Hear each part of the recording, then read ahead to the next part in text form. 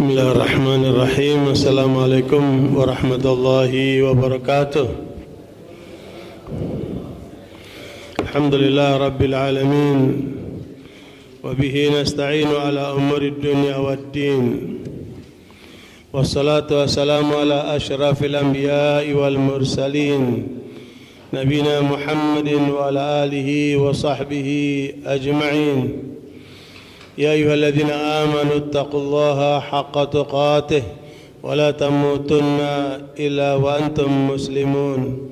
Subhanaka la ilma lana illa ma 'allamtana innaka antal alimul hakim. Allahumma la sahla illa ma ja'altahu sahla wa anta taj'al hazna idza syi'ta sahla. Ma ba'd. Ikhwani wa akhwati fid din rahimani wa rahimakumullah. Saimun, saimat, mu'tafikun, mu'takifun, mu'tafikat. Kita akan lanjutkan kajian tentang akhlak Islam. Setelah kita memberikan penjelasan panjang lebar bagaimana tadi Qiyamul Lail dibacakan surat Ibrahim ayat yang ke-24-25, bahwa bangunan pribadi seorang muslim, orang beriman, ada tiga. Yang pertama, kekuatan pada imannya. Ya, itulah akar yang pokok di dalam diri orang beriman. Yang kedua, batangnya menjulang ke atas, itulah ibadah-ibadahnya. Itulah penegakan syariat Islam dalam kehidupannya.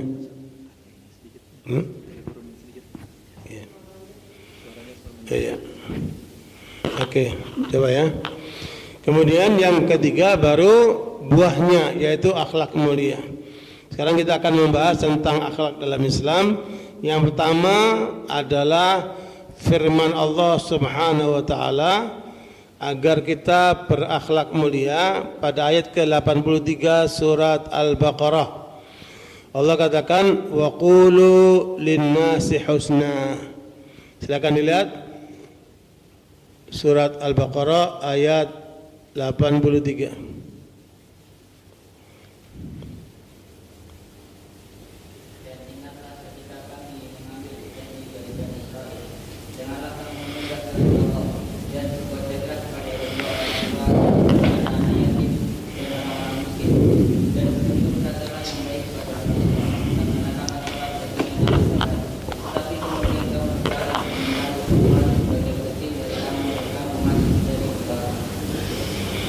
Wa qulu linnasi husna.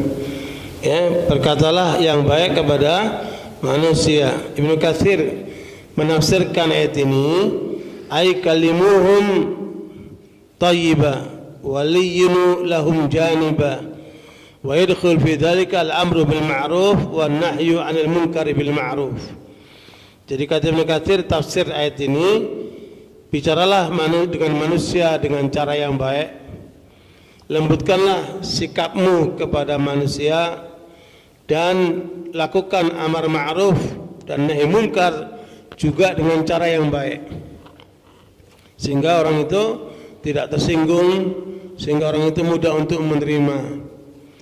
Jadi kalau kita lihat apa yang dicontohkan oleh Nabi SAW, ya, ternyata didalami oleh para ulama tentang pola orang-orang yang masuk Islam di hadapan Nabi terbanyak adalah karena apa? Mereka melihat akhlak Rasulullah SAW. Ya, makanya ketika kita berdialog dengan orang-orang non-Muslim juga Allah menyebutkan apa? Wajadilhum billati hiya ahsan. Ya, berdialoglah dengan cara yang lebih baik. Nah, ada seorang ulama tabi'in, tabi'ut tabi'in, Sufyan ibn Uyainah, itu dikenal gurunya Imam Syafi'i, gurunya para ulama. Dikenal sebagai orang yang sangat dalam ketika menggali Al-Quran. Sehingga seorang bertanya, wahai Imam, engkau terlalu banyak mendalami dan mengkaji Al-Quran. Mana bagian dari Al-Quran yang menyebutkan tentang akhlak mulia? Ya. Maka kemudian beliau menyebutkan ayat ke-199 surat Al-A'raf. Ya, khudil afwa wa'mur bil 'urfi wa'arid 'anil jahilin. Jadi ini pedoman bagi orang yang berakhlak mulia menurut Imam Sufyan Ibn Uyainah. Silakan lihat surat apa? Al-A'raf 199. Itu juga perintah dari Allah ya, untuk melakukan 3 hal.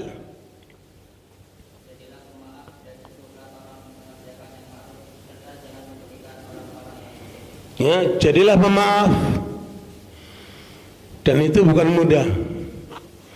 Karena manusia cenderung ingin balas dendam, ingin membalas ya. Tapi justru Allah ajarkan akhlak mulia, jadilah engkau pemaaf. Kemudian wa'mur bil 'urfi, ajarkan yang baik. Ya, ajarkan yang baik, baik ucapan maupun sikap. Ya. Kemudian dan berpalinglah dari orang-orang yang bodoh. Ya, orang bodoh itu nggak perlu diladenin. Ya, kadang-kadang kita terpancing dengan orang bodoh sehingga kita apa? Kita hadapin, kita apa? Terpancing. Ya, hendaknya itu dihindari. Ya, berpalinglah dari orang bodoh. Dan sekalian pernah seorang sahabat namanya Zir. Zir ini sahabat Nabi yang sangat dihormati oleh Umar Khattab pada saat Umar Khattab menjadi khalifah. Ponakannya mengatakan, wahai pamanku Zir, engkau sangat dekat dengan khalifah Amirul Mukminin. Tolong bawa saya menjumpai dia. Ya. Kemudian Zir ini membawa ponakannya menghadap Umar Khattab radhiyallahu anhu. Tiba-tiba ponakannya mengatakan kata-kata yang kasar kepada Amirul Mukminin. Ya. Dia mengatakan, wahai Amirul Mukminin, ma hakamta bil adl.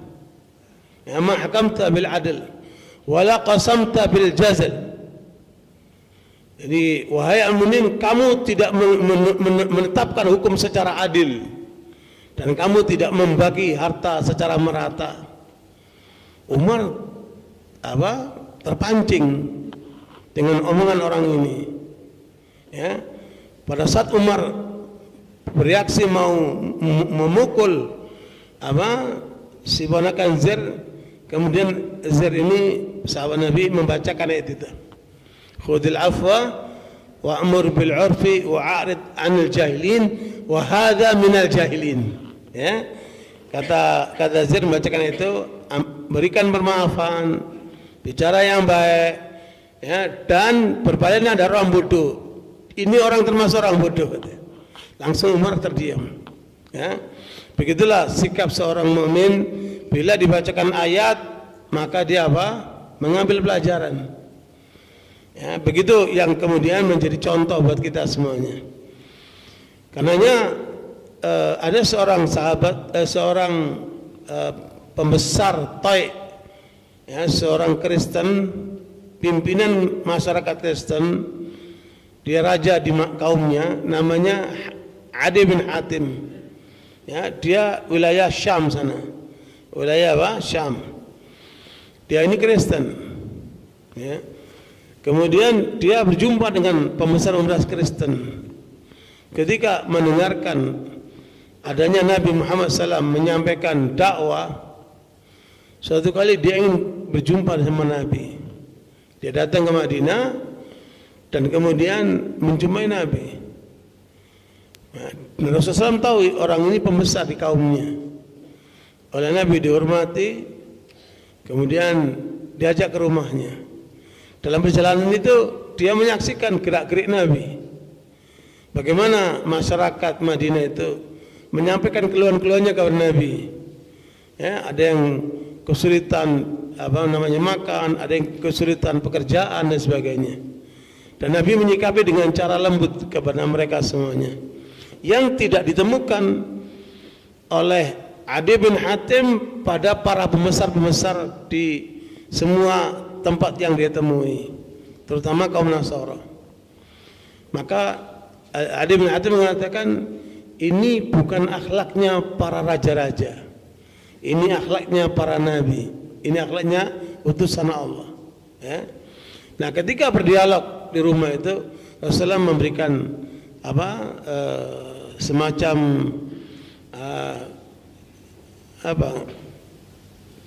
sorbannya itu untuk didudukkan di situ siapa? Dihormati sekali sama Nabi. Nabi dialog sama beliau sampai akhirnya dia masuk Islam. Adi bin Hatim. Nah, Adi bin Hatim termasuk yang mempertanyakan Nabi ayat juga yang dibaca oleh imam pada waktu Qiyamul Lail. Surat apa? At-Taubah ayat 31. Coba dilihat tuh. At-Taubah ayat 31 ya. Ittakhadhu ahbarahum wa ruhbanahum arbaban min dunillah. Silakan baca surat Taubah 31.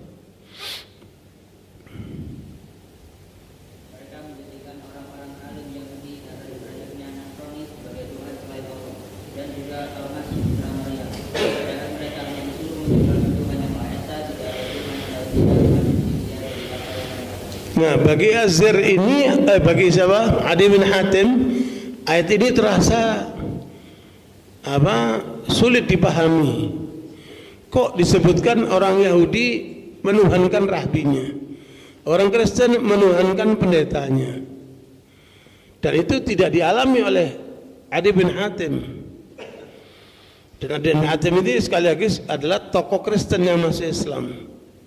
Makanya ketika dia menghadap Nabi pakai salib, Nabi mengatakan da'anka hadal wathan, lepaskan berhala di kalungmu itu. Yang dilepaskan. Kemudian Zaid masuk Islam, dan ketika membaca ayat ini dia terasa ada yang janggal. Dia mendatangi Nabi. Ya Rasulullah, kami orang Kristen tidak pernah menyembah pendeta kami.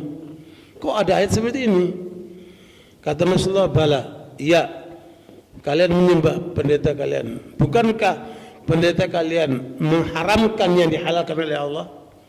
Atau sebaliknya, ya, jadi mengharamkan yang dihalalkan oleh Allah atau menghalalkan diharamkan oleh Allah. Kemudian kalian ikuti, apa terjadi itu? Iya, itu sama artinya itu kamu menyembah kepada pendetamu.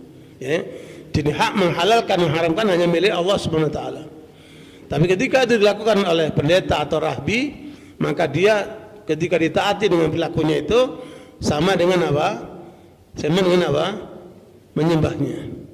Dulu di Jakarta itu ada seorang ulama yang berani memfatwakan porkas itu halal. Padahal porkas itu masuk kategori perjudian yang haram. Ya. Makanya para ulama yang lainnya mengingatkan jangan ikuti fatwa itu. Ya, mengikuti itu berarti menuhankan ulama itu. Karena itu adalah perjudian. Nah, begitulah terjadi dalam kehidupan umat manusia. Jadi hak menghalalkan, mengharamkan adalah milik Allah SWT, bukan milik orang yang berilmu, rahbi atau pendeta. Nah, karena itu kalau menurut saya akhlak yang tertuang dalam Al-Quran itu intinya itu di mana itu? Surat Al-Imran 159. Ya, itu menurut saya. Ya, ayat itu kalau dipegangi oleh para dai, para ustadz, para ulama, itu akan luar biasa dakwahnya. Fabima rahmatin minallahi linta lahum walau kunta faddan ghalidal qalbi lan faddu min hawlik fa'fu anhum wastaghfir lahum wa syawirhum bil amr. فإذا عزمت فتوكل على الله إن الله يحب المتوكلين. Al-Imran 159. Itu muara akhlak itu. Ya.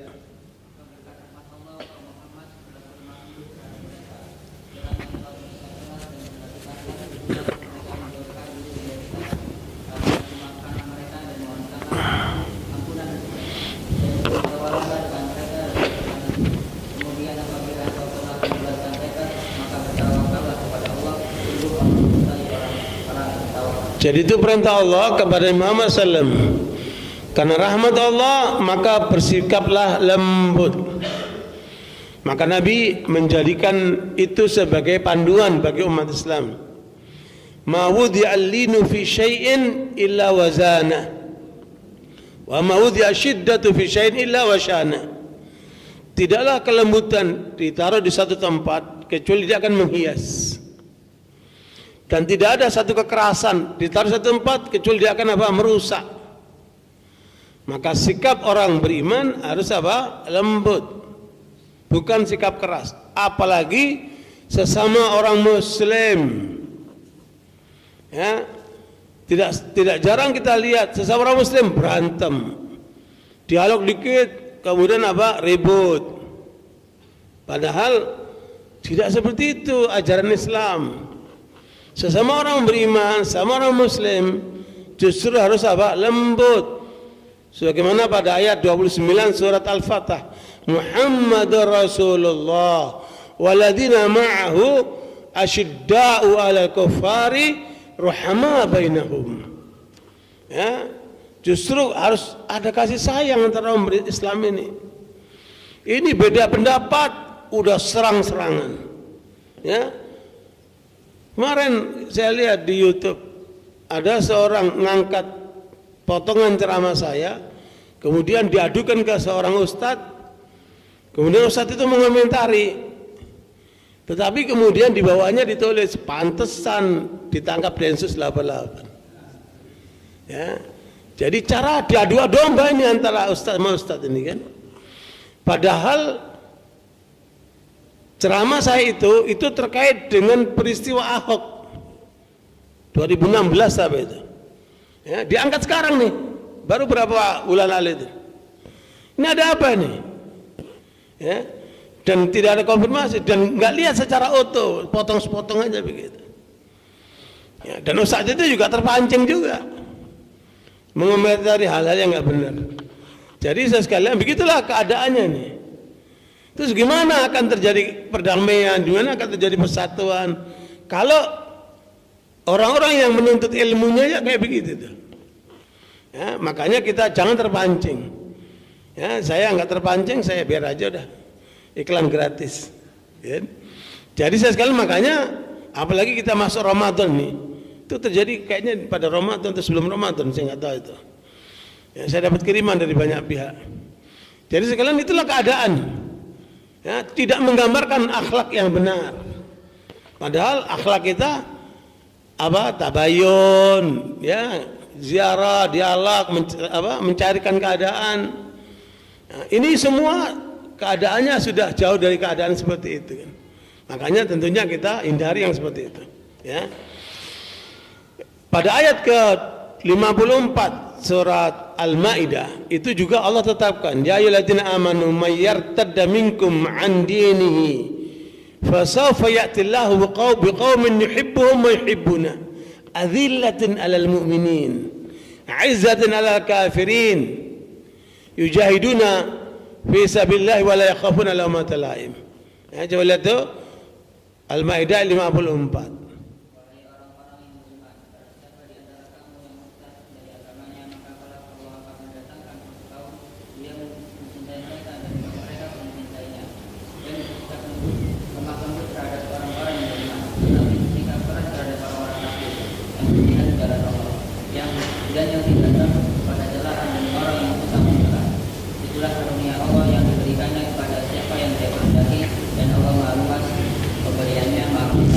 Justru yang terjadi banyak orang sama orang kafir, waduh, masya Allah, lembut rangkul-rangkulannya. Tapi sama orang Islamnya keras sekali. Pengajian dibubarkan lah, macam-macam. Ya, gereja dijaga. Kenapa ini? Apa ini? Dan itu menyalahi ayat itu. Ya. Dan kita jangan terbawa dengan keadaan seperti itu. Kembali kepada apa yang diajarkan oleh Allah kepada kita. Jadi perintah Allah untuk kita berakhlak mulia. Ya, paling tidak apa ketika berbicara, berdialog, ya, bicaralah yang baik. Ya, karena itu adalah ekspresi dari pribadi seseorang. Ya, kalau orang itu diam nggak bisa dinilai. Tapi ketika orang itu ngomong, baru kita tahu apa yang menjadi apa perhatian orang itu. Makanya ada ungkapan menarik dari penyair Mesir. Innamal ummamul akhlaqu ma baqiyat wa in humu dhahabat akhlaquhum dhahabu. Suatu bangsa itu bisa diukur dengan akhlaknya. Bila akhlak bangsa itu sudah rusak, maka hancurlah bangsa itu. Ya. Makanya sekalian, ini harus menjadi ciri pribadi kita semuanya. Kita bicara yang baik. Apalagi dengan orang tua, bukan sekedar baik, tapi apa? Yang terbaik. Kan? Wa qadara rabbuka alla ta'budu illa iyyahu wa bil walidaini ihsana. Bukan cuma yang baik, tapi yang terbaik. Ya, itu kepada kedua orang tua itu. Nah, ini akhlak-akhlak ini harus kita bawa dalam kehidupan ini. Sehingga kita bisa menghargai orang lain dengan apa? Pembicaraan-pembicaraan kita itu. Ikhwan wa bikum. Poin yang kedua, akhlak mulia itu adalah pujian Allah kepada Nabi Muhammad SAW. Karena beliau menunjukkan akhlak yang paling mulia dalam kehidupan umat manusia. Pada yang keempat surat Al-Qalam Allah katakan, wa innaka la'ala khuluqin azim. Wa innaka la'ala khuluqin azim. Silakan lihat ayat keempat surat Al-Qalam.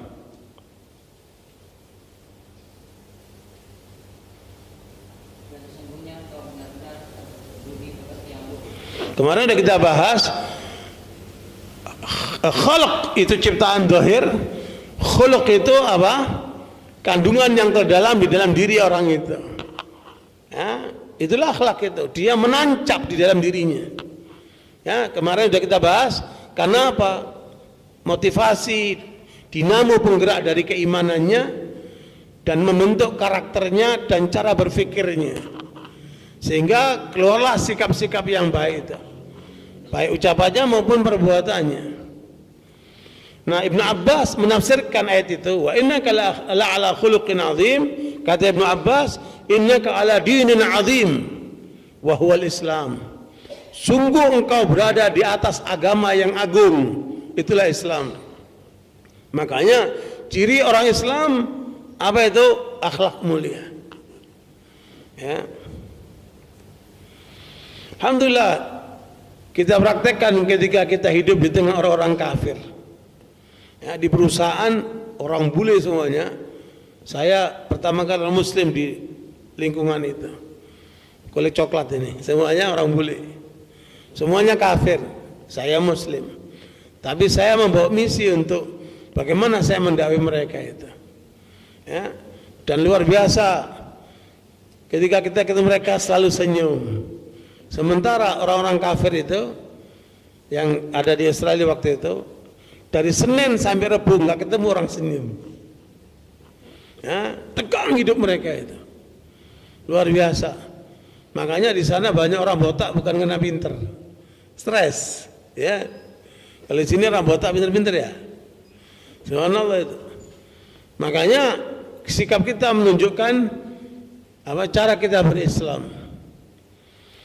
Dan bahkan ada kawan-kawan yang ada di situ, kalau ada masalah itu konsultasi ke saya. Ya, bahkan termasuk masalah rumah tangga apa itu konsultasi ke saya. Kemudian ada salah seorang mereka mengatakan, dia bilang, you are my priest. Dia bilang, kamu itu pendeta saya. Kata. No, I'm not your priest. I'm Muslim, you are not Muslim. Saya bukan pendeta kamu. Cuman saya berikan apa solusi-solusi dengan cara Islam. Dia nggak terasa itu. Ya. Jadi sekalian di tengah mereka ini luar biasa kehidupan rumah tangganya, pribadinya, hancur-hancuran. Ya. Kita melihat orang Islam itu adem. Bahkan di antara mereka itu ada ngundang saya ke rumahnya, dikenalkan sama keluarga-keluarganya. Jadi mereka memang tidak melihat perilaku-perilaku seperti itu di tengah mereka. Ya, cara bicaranya, perilakunya, dan tidak meremehkan orang, tidak merendahkan orang, ya, menghormati orang. Nah, jadi sekalian makanya ini harus kita hadirkan dalam kehidupan nyata. Ya. Tidak sedikit orang yang sama orang lain itu baik banget, tapi sama istrinya kasar. Sama anaknya apalagi, kan? Nah, itu bukan akhlak yang mulia seperti itu. Ya, justru Nabi membuktikan karena pujian Allah ini Beliau katakan apa? Khairukum li ahlihi. Khairukum li ahlihi wa ana khairukum li ahli. Ya, yang terbaik dari kalian adalah yang terbaik kepada istri dan anaknya. Dan anak saya adalah orang yang terbaik kepada istri dan anakku, kata Nabi. Jadi itu harus nyata dalam kehidupan rumah tangga, kehidupan bermasyarakat. Semua harus seimbang. Ya, tidak di luar baik, tapi ketika di rumah kasar. Nah, tidak seperti itu. Jadi sekalian, bahkan kemudian Aisyah radhiyallahu anha ketika ditanya bagaimana akhlak Rasulullah, karena Aisyah ini istri Nabi yang paling dicintai dan paling banyak hadiah itu diberikan pada saat Rasulullah di tempat Aisyah. Ya, Nabi punya 9 istri.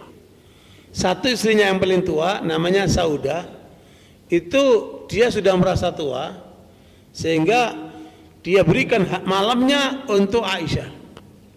Jadi saya mengalah ya Rasulullah, jangan kau cerai aku, biar aku tetap istrimu, tapi waktuku saya hibahkan kepada Aisyah. Ya, sehingga semua istri Nabi dapat 1 malam, kecuali apa? Aisyah dapat 2 malam karena pemberian dari Saudah ini. Nah, pemberian masyarakat ke Nabi, hadiah-hadiah itu seringkali dilakukan di tempat Aisyah radhiyallahu anha. Ya. Yang juga kadang-kadang membuat cemburu istri yang lainnya. Ya, namanya kehidupan manusia. Ya, timbullah kecemburuan itu. Tapi Nabi dengan bijak bisa memadamkan kecemburuan itu. Nah, perkalikum Aisyah radhiyallahu anha ditanya sama Nabi. Makanya Aisyah ini ilmunya dalam sekali dan dia termasuk rujukannya para sahabat. Bahkan para ulama mengatakan kalau seluruh ilmunya wanita ditaruh di satu timbangan dan ilmunya Aisyah ditaruh di satu timbangan, maka ilmunya Aisyah akan lebih kuat timbangannya dibanding seluruh ilmunya wanita itu. Ya, karena di antara istri Nabi yang paling muda siapa? Aisyah ini. Ya. Jadi itu adalah cara Nabi untuk mentransfer ilmu untuk kaum wanita lewat istri-istrinya.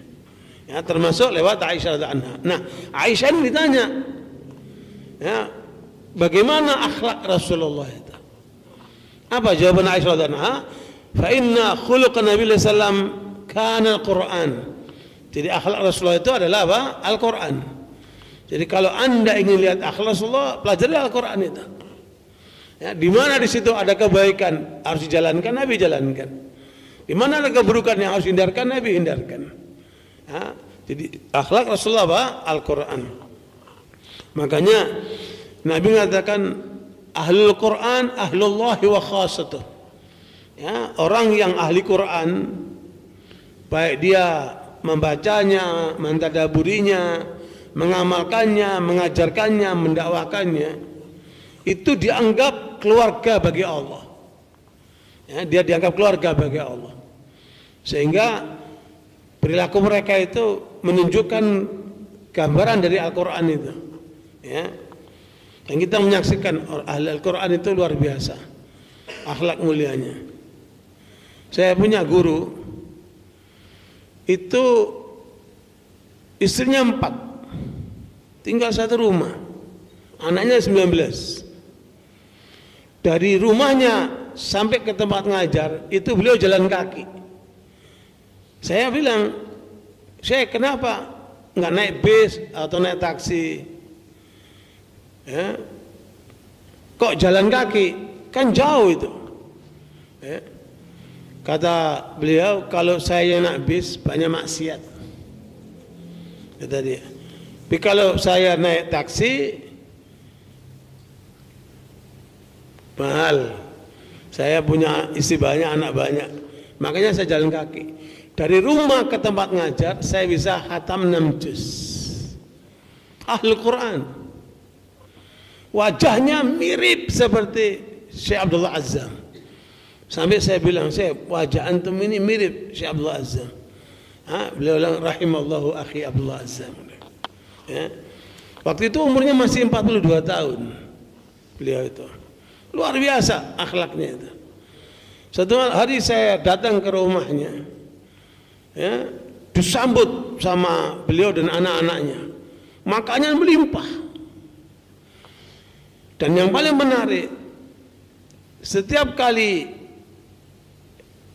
beliau mengambilkan makanan di situ, beliau hidangkan, bukan silakan makan, enggak. Beliau ambilkan mana yang terbaik, beliau hidangkan. Kita makan. Nanti kalau sudah selesai, beliau ambilkan yang lainnya, beritahu lagi. Jadi luar biasa. Kemudian saya cari, setelah itu saya pulang, saya cari ini akhlak dari mana ini? Ya, menghormati tamu bukan sekedar suruh makan gitu aja, tapi seperti mau disuapin gitu. Jadi dia diberikan kepada kita itu. Padahal kita murid. Ya, begitu hormatnya luar biasa sama tamu. Setelah saya pelajari, ternyata ini akhlaknya Umar bin Abdul Aziz. Ya, Umar bin Abdul Aziz itu kalau ada tamu bukan cuma silakan makan, tapi beliau ambilkan. Nah, itu bakal kita praktekkan. Luar biasa itu efeknya itu. Jadi sekalian, makanya akhlak Rasulullah adalah Al-Quran. Kemudian yang ketiga, jadi yang pertama perintah Allah, yang kedua contoh dari Nabi yang dijadikan utusan Allah SWT Muhammad SAW dengan akhlak yang mulia. Yang ketiga, misi utama Nabi Muhammad itu adalah memperbaiki akhlak. Ya, Nabi mengatakan ini ma bu'itu liutamima salihal akhlak. Dari Allah disebutkan makarimal akhlak. Jadi tujuan utama aku diutus oleh Allah kepada umat manusia dalam rangka untuk memperbaiki akhlaknya. Bayangkan antum orang-orang jahiliyah itu betapa kasarnya. Ya, penduduk Mekah itu dengan suasana yang panas, pegunungan yang kering kerontang, tabiat yang keras, ya. Oleh Nabi dirubah jadi orang yang lembut. Jadi orang-orang yang berakhlak mulia. Semua sifat jahiliyah dibuang, diganti dengan sifat-sifat Islam, dengan karakter Islam. Dan itu bukan mudah itu. Proses merubah manusia ini memang waktu lama. Nah, Nabi merubah masyarakat Mekah itu 13 tahun. Dilanjutkan dengan di Madinah 10 tahun. Jadi saya sekalian, tapi hasilnya itulah sahabat-sahabat yang menyebar ke seluruh dunia, membawa Islam dengan akhlak mulia mereka. Bahkan 2 orang sahabat Nabi dikirim ke Madinah saat Nabi masih di Mekah untuk mendakwai orang Madinah, ya, yaitu Musa bin Umair dan Abdullah bin Maktum, sahabat yang buta. Ya, dengan 2 orang yang bergerak dakwah itu merubah tatanan di Madinah sampai tidak ada satu rumah kecuali ada orang yang masuk Islam di rumah itu lewat dakwah 2 orang sahabat Nabi ini. Jadi saya sekalian, makanya akhlak inilah yang akan banyak mempengaruhi manusia, merubah manusia supaya mereka bisa menerima ajaran Islam ini. Nah, ketika nanti teman-teman para dai datang ke daerah-daerah pedalaman-pedalaman, itu akan menentukan ya dakwahnya dengan sikap akhlaknya itu. Makanya dai nggak boleh mudah mengeluh, ya, harus tangguh. Ya, dan jangan menggantungkan sama orang, bangun diri sendiri. Justru kita banyak berbuat baik kepada orang lain. Ya, ujian akan besar ketika nanti kita di medan dakwah itu. Tapi tetap harus tangguh. Ya, penuh dengan keteguhan, kesabaran dan lain sebagainya. Jadi memang perbaikan manusia itu di akhlaknya itu. Tapi banyak orang menganggap akhlak itu berdiri sendiri. Itu sama artinya membahas tentang buah imitasi. Ya, kalau antum ke rumah sebagian orang itu kan ada buah dibuat dari plastik, dibuat dari beling, itu. Diimitasi itu.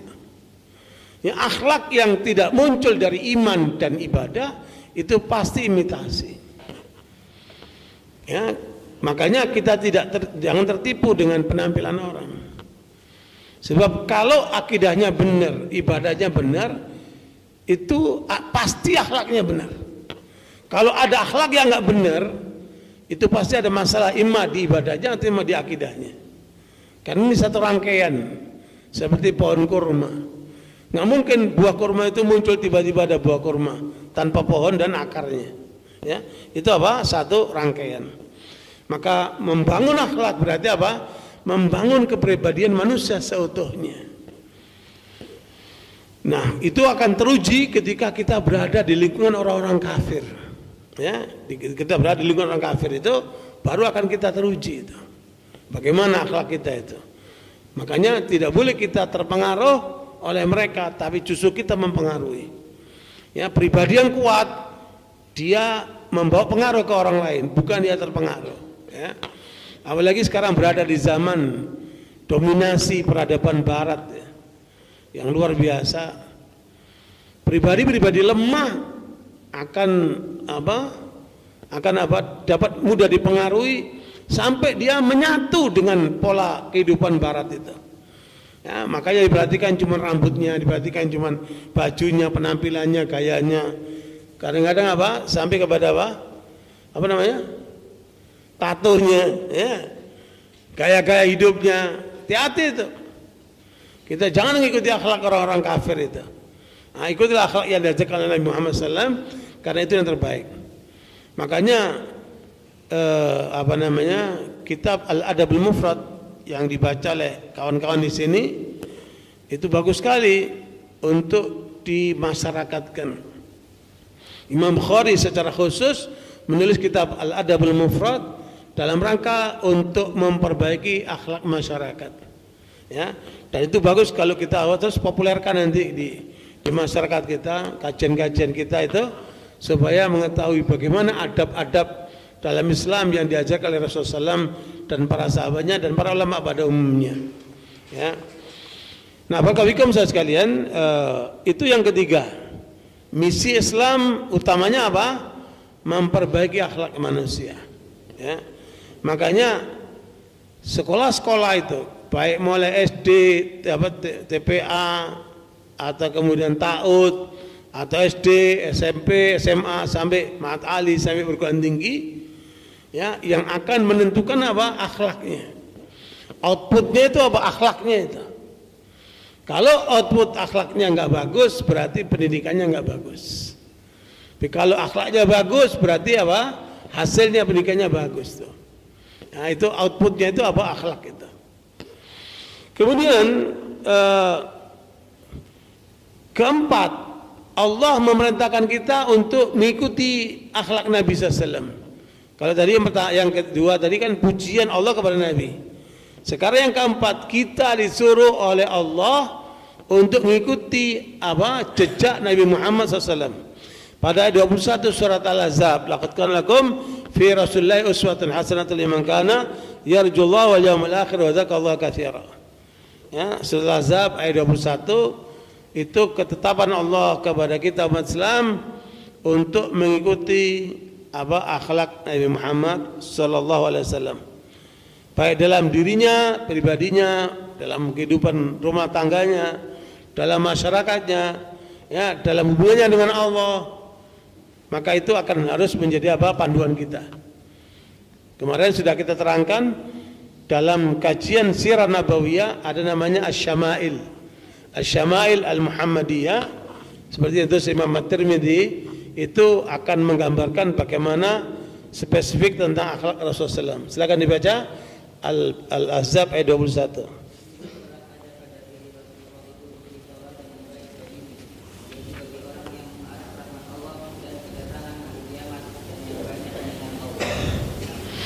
Jadi itu tafsirnya, termasuk tafsir Al-Karimul Rahman fi tafsir Kalimul Mannan oleh Sa'di, menjelaskan mengikuti pola Nabi Muhammad SAW itu akan menghantarkan seseorang menuju kemuliaan yang Allah berikan.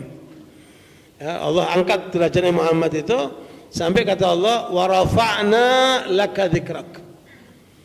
Ya, Allah angkat derajat Nabi Muhammad sehingga disandingkan dengan Allah. Ya, tidak disebutkan nama Allah kecuali disebutkan nama Nabi Muhammad SAW. Seorang kalau ingin mengucapkan dua kalimat syahadat, gak cukup asyhadu an la ilaha illallah, harus disebut apa? Wa asyhadu anna Muhammad Rasulullah wa rafa'na laka dzikrak. Kami angkat namamu wahai Muhammad sehingga tidak disebut namaku kecuali disebut namamu. Makanya malaikat Jibril alaihissalam pada suatu kesempatan mendatangi Nabi.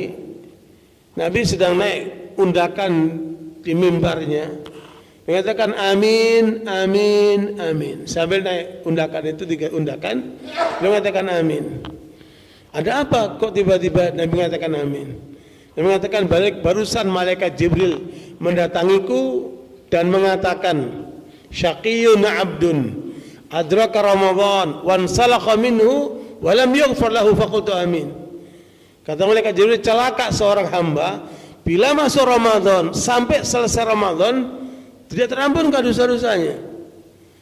Pasti orang ini bermasalah ini kan. Ramadan ini bulan pengampunan. Siangnya puasa, malamnya tarawih. Siangnya pengampunan, malamnya pengampunan. Man shoma Ramadhana imanan wa ihtisaban ghufira lahu ma taqaddama min dhanbi. Itu siangnya. Wa man qama Ramadhana imanan wa ihtisaban ghufira lahu min dhanbi. Allah ampunkan dosa-dosanya di waktu pagi, di waktu malam. Pada waktu Ramadan ini. Kok sampai ada orang sampai selesai Ramadan tidak terampunkan dosa-dosanya? Maka malaikat Jibril mengatakan celaka hamba seperti ini. Ya. Nah, itu makanya kita harus koreksi diri kita terus-menerus. Kemudian yang kedua, syaqiyun 'abdun adraka walidayhi aw ahadahuma wa lam yudkhilahu jannah faqultu amin. Kata malaikat Jibril, celaka seorang hamba padahal dia ketemu dengan kedua orang tuanya atau salah satu dari kedua orang tuanya, tapi tidak menyebabkan dia masuk surga. Jadi orang tua kita itu apa? Jalan menuju surga. Makanya kalau orang tua dua-duanya sudah meninggal dunia, para ulama itu sedih sekali. Kenapa? Satu pintu surga tertutup. Ya, meskipun masih bisa jalan dengan apa, berbakti kepada orang tua meskipun sudah meninggal, dengan sedekah, dengan apa, dengan berdoa dan sebagainya. Itu makanya apa namanya, malaikat Jibril mengingatkan jangan sampai seorang punya orang tua atau dua-duanya ada tapi tidak menyebabkan masuk surga. Nabi pun mengatakan amin. Kemudian Nabi juga, malaikat Jibril mengatakan yang ketiga, syaqiyun 'abdun dzukirta 'indahu wa lam yusalli 'alaik faqultu amin. Celaka seorang hamba bila disebut namamu wahai Muhammad tapi dia diam tidak berselawat kepadamu. Celaka hamba seperti itu. Sallallahu alaihi wasallam. Makanya banyaklah berselawat kepada Nabi Muhammad SAW. Jadi mengikuti Rasulullah, kata Imam Sahabat Sa'di, adalah menghantarkan kamu menuju kepada kemuliaan yang Allah berikan. Wa huwa siratal mustaqim, itulah jalan yang lurus. Ya. Adapun mengikuti orang yang selain Nabi masih tentatif dia. Ya. Bisa benar, bisa salah. Tapi kalau Nabi sepenuhnya itu menjadi pelajaran. Nabi membagi waktunya dalam 3 hal. Ya, sepertiga waktunya untuk Allah. Ya, membagi 3 waktu Nabi. Ya, sepertiganya untuk Allah. Sepertiganya untuk diri dan keluarganya, dan sepertiganya untuk umat. Ya. Coba kita mengatur waktu kita itu. Karena manajemen waktu ini pentingnya. Kadang-kadang habis waktunya untuk umat, tapi kurang untuk keluarga, apalagi untuk Allah. Ya, ada juga orang yang untuk Allahnya luar biasa, tapi kurang perhatian dengan keluarga dan umatnya. Ada juga yang perhatian dengan keluarganya, tapi kurang perhatian dengan apa? Dengan Allah dan kepada umatnya. Ya, ikutilah pola keseimbangan Nabi dalam mengelola waktunya. Sepertiga untuk Allah, sepertiga untuk diri dan keluarganya, dan sepertiga untuk umatnya. Ya.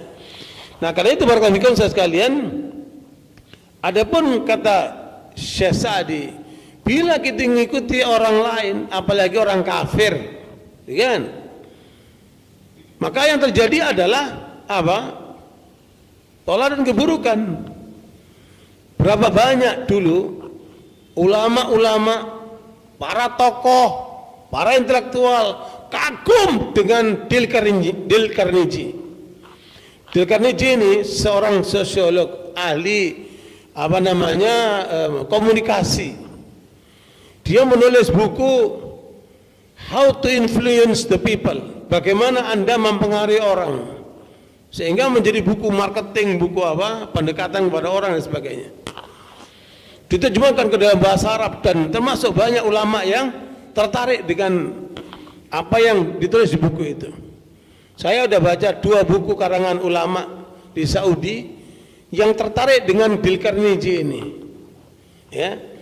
Tetapi ketika mendapatkan ternyata Dale Carnegie ini ujungnya apa? Bunuh diri dia. Lah, apa arti semua ilmunya itu? Hah? Semua ilmunya kandas. Bagaimana kamu bukan orang, ngomongnya tertarik, menarik sekali untuk marketing, untuk dakwah, untuk apa? Tapi ujungnya apa? Bunuh diri dia. Terus apa artinya kita meladeni orang seperti itu? Ya, makanya kita jangan mudah tertarik dengan orang kafir itu. Sampai di barat itu dibuat lembaga namanya Dale Carnegie. Saking hebatnya ini orang dalam ilmu komunikasinya. Tetapi ujungnya bunuh diri. Alhamdulillah, ngelepehlah semua itu ilmunya itu. Makanya wal kafiruna humud zalimun, betul kata Allah. Orang kafir itu zalim. Karena dia nggak mengenal Allah. Ya, tidak jarang malah terjadi seperti itu. Barakallahu sekalian, makanya itu yang keberapa tadi? Yang keempat, akhlak dalam Islam menjadi sempurna ketika kita mengikuti jejak Nabi Muhammad sallallahu alaihi wasallam dalam semua aspek kehidupannya. Sekarang yang kelima, bahwa akhlak Islam itu merupakan kesempurnaan keimanan. Ya, dalam riwayat At-Tirmidzi yang disahihkan oleh Syalbani dan juga kitab Al-Adabul Mufrad, ya, Rasulullah mengatakan akmalul mu'minina imanan ahsanuhum khuluqa. Akmalul mu'minina imanan ahsanuhum khuluqa. Ukuran orang yang imannya paling sempurna apabila yang paling sempurna akhlaknya. Ya, semakin orang beriman itu nilai akhlaknya tinggi, semakin menunjukkan tingginya keimanannya. Jadi Nabi mengukur orang beriman itu karena urusannya kan di dalam iman itu, antara dia dengan Allah. Tapi yang nampak dari mana? Dari akhlaknya. Dengan akhlak yang mulia itu akan menunjukkan kualitas keimanan seseorang. Sehingga karena itu sekalian ini harus menjadi perhatian kita. Ya, apakah iman yang ada di dalam diri kita itu sudah menghasilkan akhlak yang mulia? Ini harus menjadi perhatian kita. Karena itu satu keseimbangan ya antara iman dan akhlak kita. Semakin tinggi imannya, semakin tinggi akhlaknya. Karena kesempurnaan iman ditandai dengan kesempurnaan akhlaknya. Yang keenam, orang yang berakhlak mulia itu nanti di akhirat akan dekat dengan Nabi Muhammad SAW. Ya, jadi nanti orang yang paling dekat dengan Nabi itu kata Rasulullah SAW, ukurannya apa? Akhlaknya. Ya, bukan ilmunya, bukan ketenarannya, bukan. Ukurannya apa? Akhlaknya. Kata Nabi SAW, inna min ahabbikum ilayya wa aqrabikum minni majlisan yaumal qiyamah ahasinukum akhlaqa. Orang yang paling aku cintai, orang yang paling dekat kedudukannya denganku nanti di hari kiamat adalah orang yang paling bagus akhlaknya. Ya.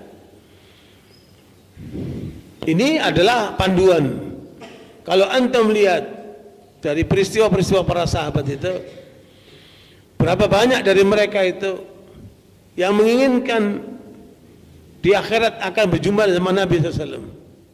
Ya, termasuk Thauban, termasuk Ummu Imarah, ya, termasuk Abdullah bin Mas'ud.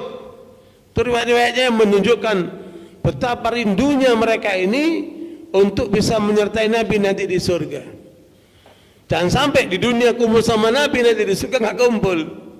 Itulah yang menyebabkan mereka siap berkorban dengan apa saja yang mereka miliki, termasuk nyawanya, supaya bisa nanti mendampingi Nabi Muhammad SAW di akhirat. Makanya jangan lupa doa Abdullah bin Mas'ud. Doa Abdul Mas'ud, ya, Allahumma inni as'aluka imanan la yartad wa na'iman la yanfad wa murafaqat nabiyika Muhammad sallallahu alaihi wasallam a'la. Ya Allah, aku minta kepadamu iman yang tidak menurun. Ya. Kedua minta supaya dapat apa? Karunia nikmat yang tidak habis. Dan mendampingi Nabi Muhammad SAW di Firdausul A'la. Itu doa Nabi, doa sahabat Abdullah Mas'ud yang diaminkan oleh Nabi Muhammad SAW. Ya. Nah, itulah gambaran orang yang apa? Posisi paling dekat dengan Nabi Muhammad SAW adalah apa? Yang terbagus akhlaknya. Karena kemarin sudah kita terangkan dua penyebab orang masuk surga paling banyak: bertakwa dan berakhlak mulia. Nah, yang menjadikan orang paling dekat kepada Nabi adalah nilai apa? Akhlaknya itu. Wa inna abghadakum ilayya wa abadakum minni majlisan yaumal qiyamah. Adapun orang yang nanti jauh posisinya denganku pada hari kiamat, ya, as-sirsarun, ini yang harus hindari. Ada apa? Karakter atau akhlak buruk di dalam kehidupan manusia yang nanti menyebabkan nanti di hari kiamat dia jauh dari Nabi. Ya, maknanya nggak ketemu sama Nabi dia. Ada 3 karakter yang Nabi tidak suka, yang harus dihindari oleh setiap muslim. Yang pertama as-sirsarun, ya, orang yang banyak ngomong tapi nggak ada isinya, tong kosong nyaring bunyinya. Ya, makanya kalau ngomong secukupnya, kalau ngomong harus ada dasarnya, Qur'annya apa, hadisnya apa, ya, landasan akalnya apa. Itu kalau omongnya benar.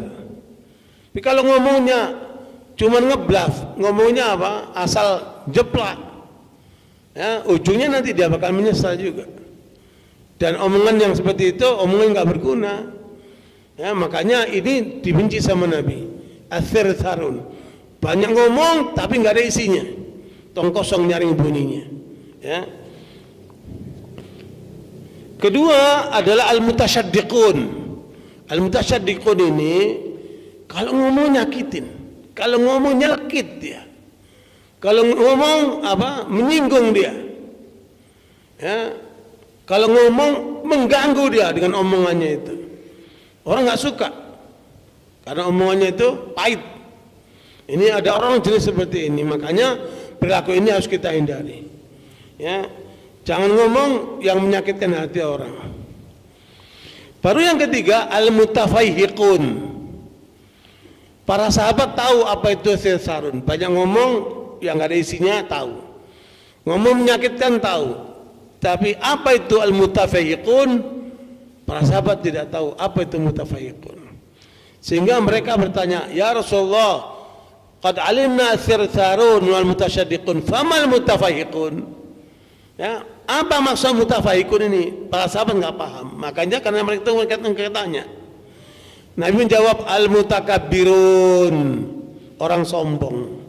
Sombong itu apa? Menolak kebenaran dan meremehkan orang. Ya, ini poin yang keenam. Nilai akhlak mulia akan menjadikan orang itu dekat nanti posisi di akhirat dengan Nabi Muhammad SAW, dan hindari 3 akhlak buruk yang Nabi memperingatkan.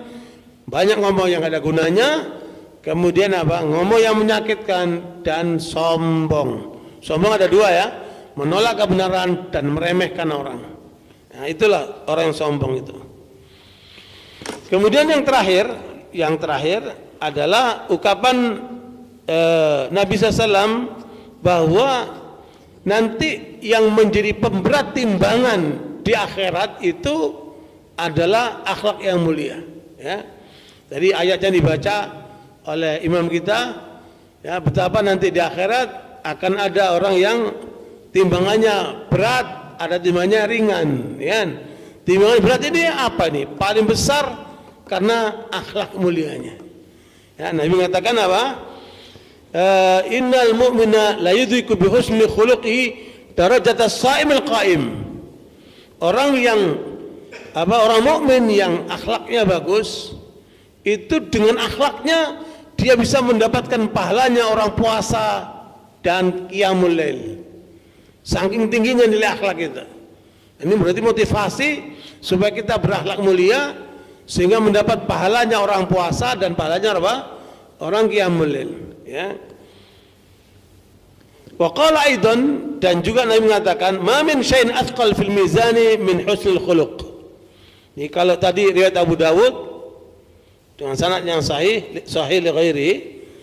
Adapun poin yang berikutnya hadis tentang ma min syai'in athqal bil mizani min husnul khuluq, tidak ada yang lebih berat kepada timbangan nanti di akhirat melebihi daripada apa? Husnul khuluq. Itu riwayat juga Abu Dawud, sanadnya juga sahih, ya. Kemudian Nabi pun berdoa kalau abang kemarin lagi ngaca, ya, Allahumma kama hasanta khalqi fa hasin khuluqi. Hanya hadis ini didhaifkan oleh Syalbani, ya. Nah, barakallahu fikum sekalian, itu gambaran daripada akhlak Islam yang diajarkan oleh Allah dan Rasulnya kepada kita, sehingga 7 poin itu bisa menjadi panduan supaya kita selalu memiliki karakter atau berakhlak mulia seperti diajarkan oleh Allah dan Rasulnya, karena itu akan menjadi pemberat timbangan di akhirat kelak. Insyaallah kita akan lanjutkan lanjutannya pada kesempatan besok lagi. Semoga Allah memudahkan urusan kita semuanya, diterima amal saleh kita semuanya, dan diberikan malam Lailatul Qadar insyaallah semuanya. Dan kita tutup dengan doa kafaratul majlis.